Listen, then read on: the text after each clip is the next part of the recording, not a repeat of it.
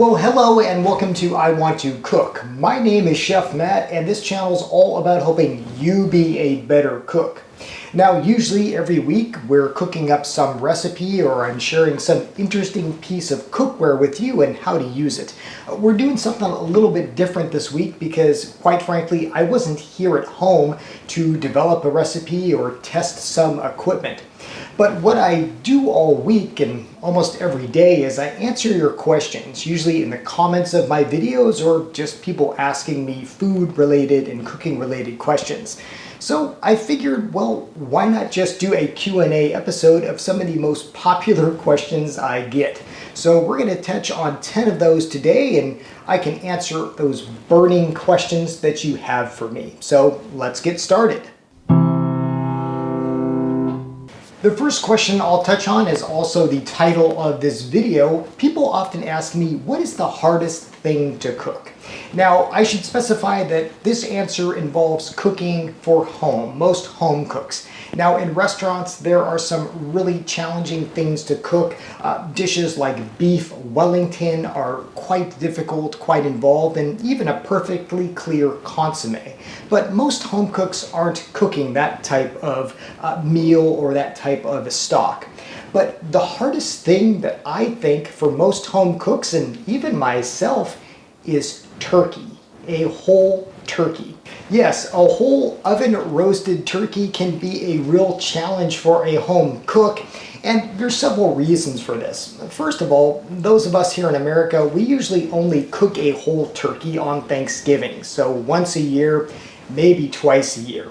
But even those of us who have done it year after year, it can be a real challenge because turkeys are challenging to cook perfectly. That's because they're big and they cook at different rates of speed. So you might have overly cooked wings while the center, well, it's underdone. Now, there is a lot of tips and a lot of guidance out there for cooking a whole turkey. The Butterball folks are really good at what they do at helping home cooks along.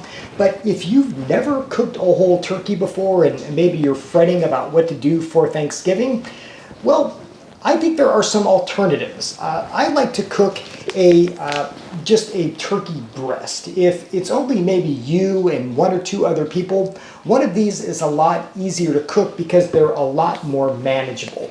You can just put these in the oven and cook them as you would like a tenderloin. They're a lot easier. You can also use a device to cook a whole turkey that isn't an oven. I did a whole episode on how to cook a turkey in an Instant Pot. And while no, an Instant Pot won't hold a huge turkey, you can cook smaller ones in an Instant Pot, and that works out really, really well. It's actually super moist. No, you don't get that browned skin, but it's a really delicious and easy way to cook a turkey, and I'll put a link to that video in the description below. But if you've never cooked a whole turkey before, and there's not too many of you, try cooking one of these, just a turkey breast roast. A lot easier, a lot more manageable, and it can make your Thanksgiving or whatever time you're cooking that whole turkey a lot less stressful.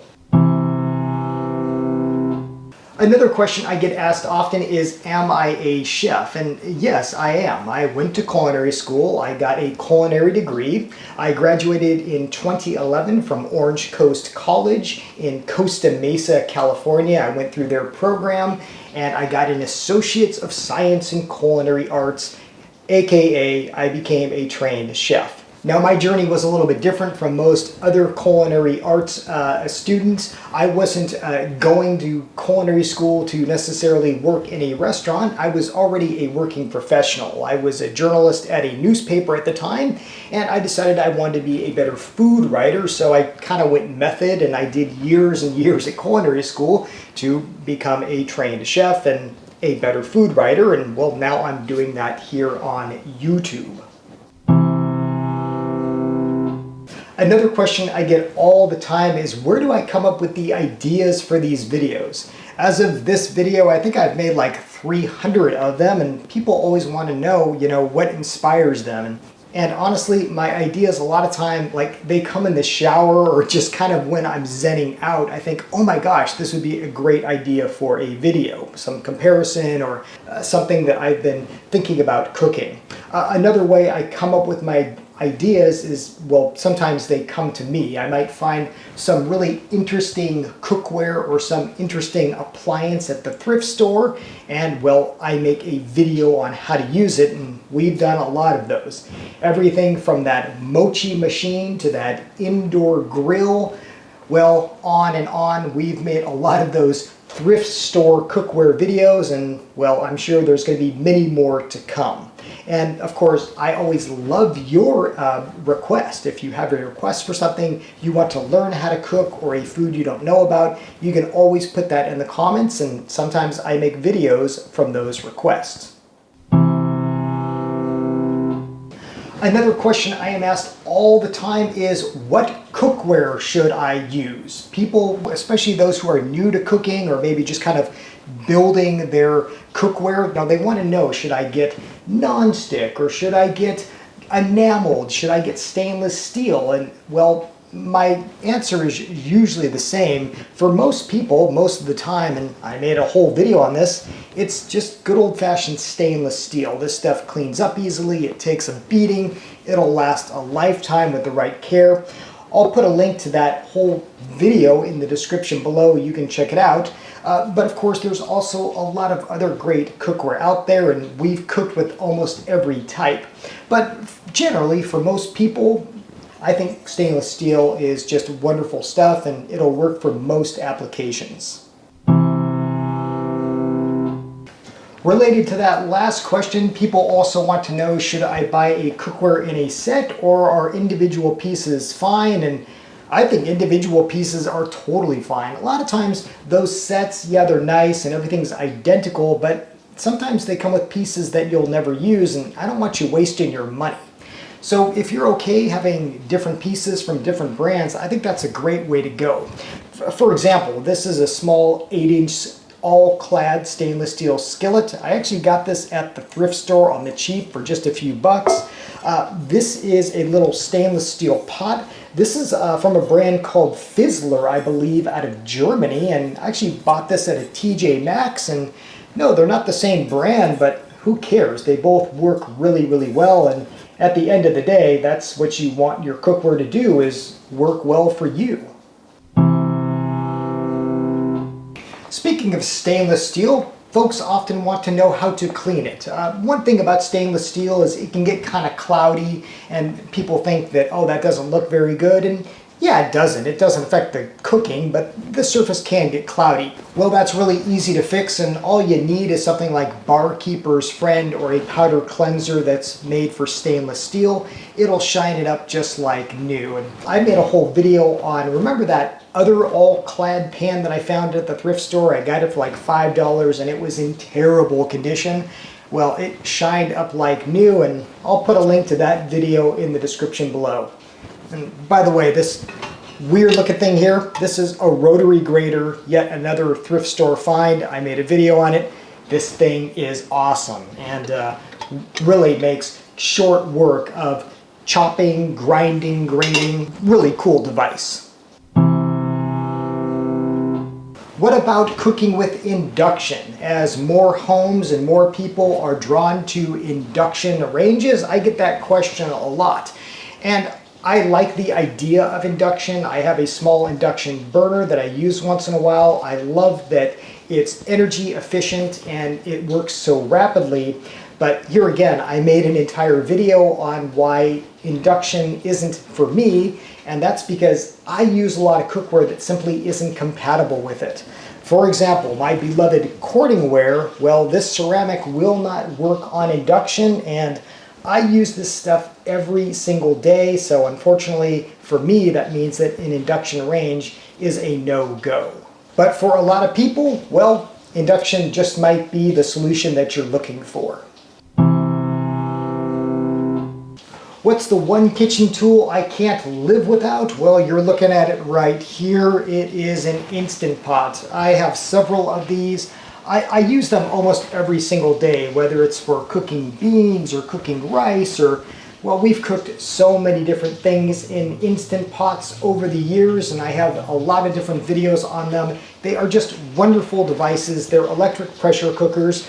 It doesn't necessarily have to be the Instant Pot brand, although I find that They were kind of the OG of electric pressure cookers, and they work so well. I think when I bought my first one in 2016, it paid for itself like the first weekend. I just cooked everything in it, and they really are awesome devices. Not sponsored or anything, I just really love these things. Another question I often get is, do I want to open a restaurant? And no, I do not. I've worked in plenty of restaurants from college and before, and even a little bit after college, and it is such hard work. I have such respect for chefs and line cooks and everybody who cooks and works in a restaurant. It's really hard work. So no, my passion is really helping you home cooks to be better cooks and trying to teach you new things and give you tips and advice. That's my passion. I still develop recipes and I still do food writing, and I of course do YouTube. But as far as opening a restaurant, no thanks, at least not right now. What about a cookbook? People ask me, do I want to write a cookbook? And here again, no, not at the moment. I have my hands full doing this, running this YouTube channel, and I do have a complimentary website, iwanttocook.com. I do some writing there, but no, I've got my hands full here enough. And really, I mean, there are so many amazing cookbooks out there. Could I ever top the master? Of course not. Julia is unbelievable, and I think it'd be hard to top anything that she has ever done. And finally, people ask me, why do I travel so much? If you are on my Instagram, or if you follow me on different social media, you see that I'm often in different states, I'm often in different countries, traveling around the world. Well, that has to do with my day job. As some of you may know, my corporate job, my week job, is I test drive and review vehicles. So I work for Kelley Blue Book, yeah, and it's another dream job. I test drive cars, I write reviews about them. Sometimes you can see me in KBB videos, and that's my day job. So I'm often in other states, other countries, at vehicle unveilings for media press launches, and that's what I do. And if you're wondering how a chef became an automotive journalist, well, I have a whole video on that. I'll put a link to kind of like my origin story in the description below.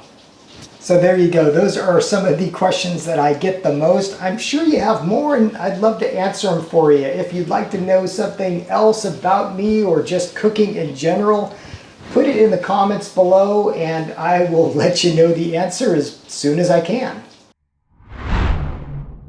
Okay, before we get to trivia time, a little show and tell. I had just happened to be looking for stainless steel baking sheets. You know, usually baking sheets are these aluminum things, and well, I love stainless steel for reasons I already mentioned in this video. And it just so happened while I was looking for some, this company reached out to me, Baker's Signature. They said, hey, do you want to check out our wares? And I said, of course I do. So they sent me some mixing bowls and some sheet pans here, and these are really great because, well, they are all stainless steel. And they're well made and they're cost effective. If you've ever tried buying these kind of things before, you know that they are really expensive. I think these are a great value. They look great, they function great. I also like the mixing bowls because, well, not only do they work well as mixing bowls do, they even come with a set of lids so that you can store whatever you have mixed if you need to. So thank you to Baker's Signature for letting me check out their wares. I'll put a link to them in the description below if you want to learn more. Very cool stuff, great stainless steel products. Okay, trivia time. Last week I asked you for the term for a specific reaction that often involves the browning of foods, and several of you knew exactly what I was talking about. Of course, I was talking about the Maillard reaction. And for simplicity's sake, the Maillard reaction is simply a browning of food, which happens when you have a chemical reaction of the proteins and the sugars in a food. So if you've ever had some perfectly browned chicken, well, that browning reaction is the Maillard reaction. It's a little bit different from caramelization, like when you're caramelizing onions, because caramelization involves the sugar, whereas the Maillard reaction involves both the sugar and the protein, but for all intents and purposes for home cooks, it's very similar. But congratulations to everybody who knew exactly what the Maillard reaction is. For this week's culinary trivia, I've got some more hardware for you. What are these things? I'll give you a hint. They are not candy. If you bite down on one of these things, you're probably gonna break your tooth. If you know what these things are or you have a guess, put the answer in the comments below, and I will of course let you know the correct answer in the next episode. As always, thank you so much for watching. Thank you for subscribing. Until next time, I hope you want to cook.